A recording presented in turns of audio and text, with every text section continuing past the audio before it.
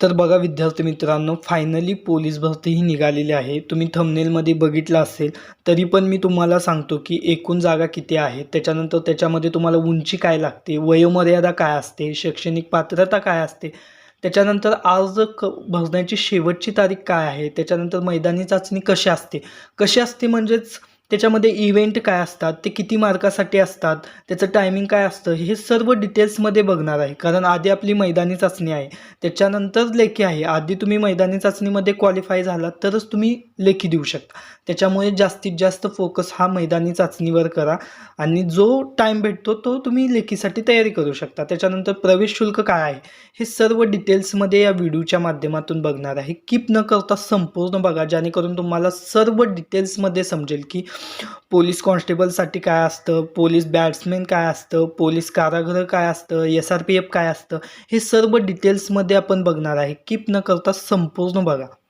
तर बघा आपण बघूयात आता शैक्षणिक पात्रता काय लागणार आहे. याच्यामध्ये बघा पोलीस शिपाई वाहन चालक, पोलीस शिपाई SRPF आणि कारागृह शिपाई याच्यासाठी बघा 12वी पास लागणार आहे. तुमची 12वी झाली असेल तर तुम्ही फॉर्म भरू शकता या पोस्टसाठी. त्याच्यानंतर बघा 2 नंबर आहे पोलीस बॅट्समन. याच्यामध्ये बघा इयत्ता 10वी पास पाहिजे तुम्हाला, एवढीच तुम्हाला शैक्षणिक पात्रता आहे. त्याच्यानंतर बघा शारीरिक चाचणी. याच्यामध्ये मेन पॉईंट येतो उंची. जर तुमची उंची बसत असाल तर तुम्ही पुढची तयारी करू शकता.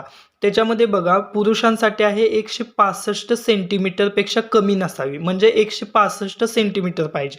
त्याच्यानंतर महिलांसाठी आहे 155 सेंटीमीटरपेक्षा कमी नसावी, म्हणजे 155 सेंटीमीटर पाहिजे.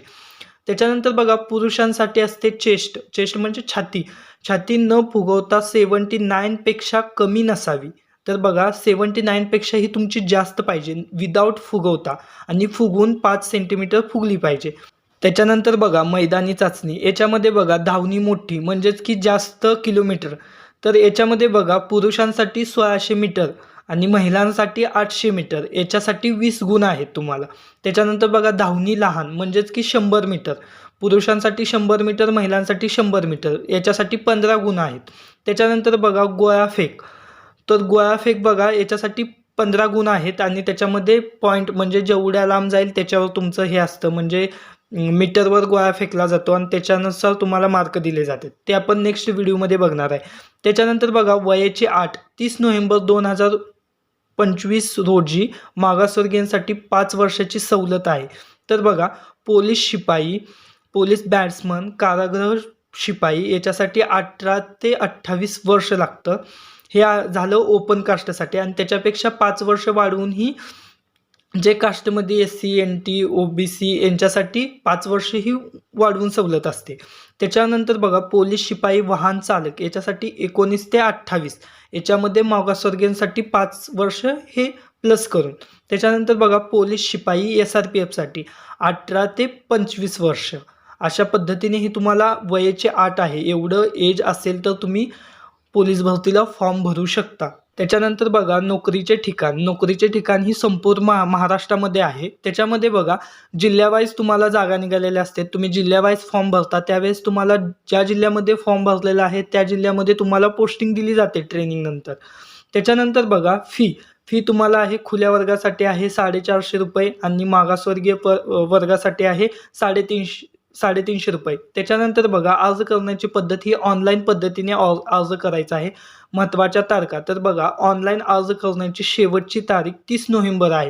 आता बरेच विद्यार्थी म्हणतात की मुदतवाढ भेटेल, आपण नंतर फॉर्म भरू. तर असं काही नाही, आणि तुम्ही बऱ्याच व्हिडिओमध्ये बघत असाल की एवढ्या जिल्ह्यासाठी एवढे फॉर्म आलेले आहेत, एवढ्या जिल्ह्या, मग आम्ही लास्टनं भरतो. पण लास्टनं ज्यावेळेस तुम्ही फॉर्म भरायला जाता त्यावेळेस सर्व्हरचा इश्यू असतो.